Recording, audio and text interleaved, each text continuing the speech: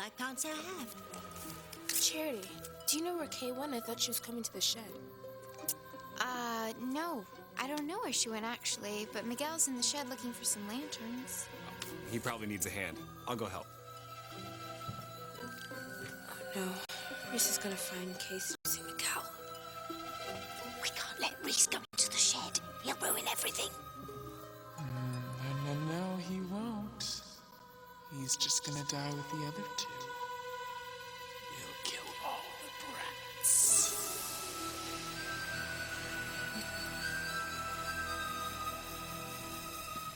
I brought Teresa's change of clothes. Her doctor said she can go home.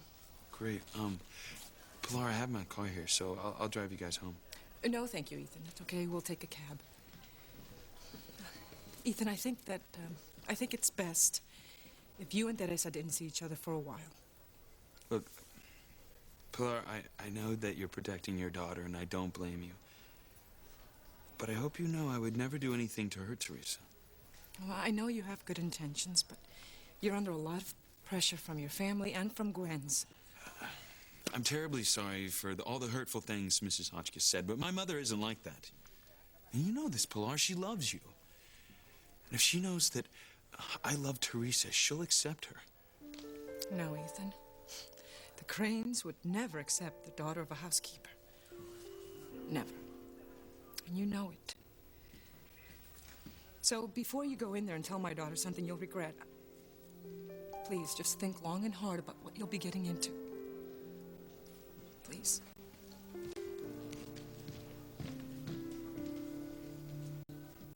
I took a chance on love, and I lost. Ethan is gonna choose Gwen, but I don't regret at least trying. Teresa, I brought your clothes. The doctor said you can go home. Tell her what. You have to convince her that it is worth everything to have love. I mean, didn't you love Papa? And wasn't it worth everything? Every obstacle you had to overcome to be together? Teresita, what your father and I had was very special. I wish everyone could have our happiness. Nina, some obstacles just can't be overcome. It's Teresa's mom's, right? About your family never accepting Teresa? I hate to admit it, but yes. And my father and grandfather would be furious if I married Teresa. My mother would go crazy. So you mean they don't care anything about what you want? I'm sure that what they want from me is what they think will make me happy. I mean, Chad, my family is not like most families. Well, yeah, I got that. Well, like Teresa's mom said, man, you got to think long and hard about this one before you make a decision. Because it's going to affect the rest of your life. I know. I know I have to make a decision, and I hate it. Why does love have to be so difficult? You know, I thought love was supposed to be this, wonderful thing. But, now I see that it's a double-edged sword. You have one side that's full of great passion and joy, and the other side is incredible pain. I know, man, I know it. I mean, that's what all them old love songs are all about, See, I know I have to hurt one of them. Maybe both. But I know what I have to do.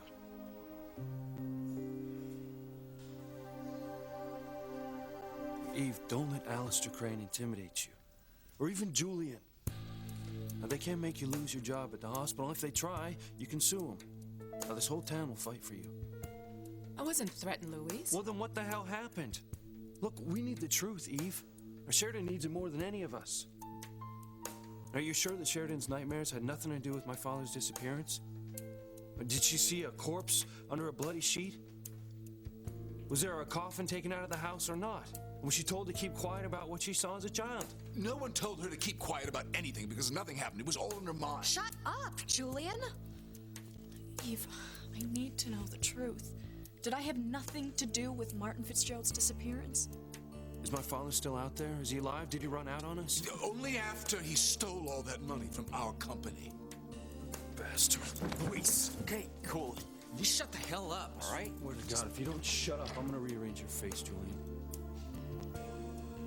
Eve, please don't protect me from the truth. If I killed Luis's father when I was a little girl, then I'm ready to face the consequences. Even if it means that Luis is going to hate you.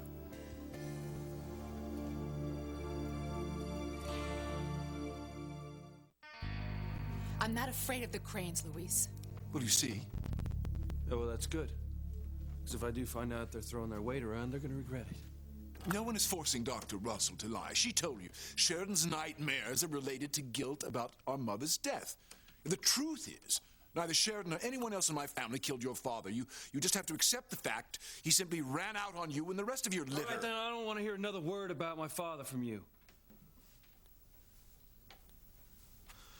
Now, if Sheridan's nightmares were about her mother's death, then why did she think that she had killed my father? I told you because Sheridan was just a little girl who blamed herself for her mother's death. She was told that her mother became ill giving birth to her and never fully recovered. And she probably overheard that there was a lot of blood. So when her mother passed away, Sheridan blamed herself like so many little kids do when their parents die. But I never saw my mother's face in my nightmares. So it was too painful and too confusing in your little child's mind.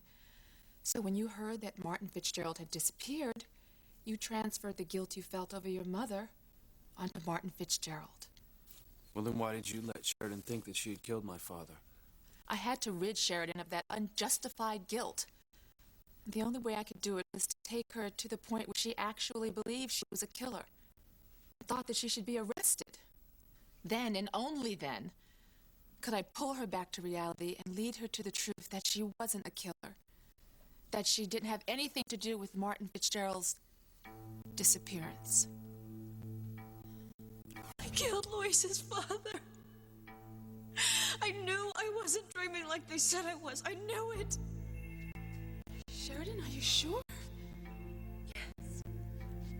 I remember. I saw his face. It was Martin Fitzgerald. Sheridan told me under hypnosis that the face that she saw under the bloody sheet was her mother's. I didn't see her face. I didn't see anyone's face. I always just assumed that it was Martin Fitzgerald under the sheet. Maybe it was just a horrible dream, something that never happened. Well, it makes sense to me, Sheridan. I don't think you could kill anybody.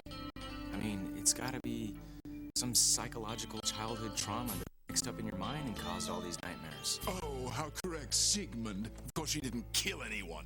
Now, unlock me, Officer Lopez Fitzgerald. As I said earlier, there was no murder, no cover-ups, so there's nothing you can charge me.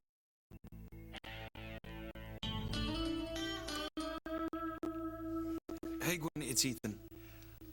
Look, I'm sorry about your dad. Please let me know if there's anything I can do. Because I want to be there for you and your family. And call me as soon as you get this message. He does love Gwen. Maybe he will go through with the wedding. And Gwen, I love you. I want to be there for you. Call me.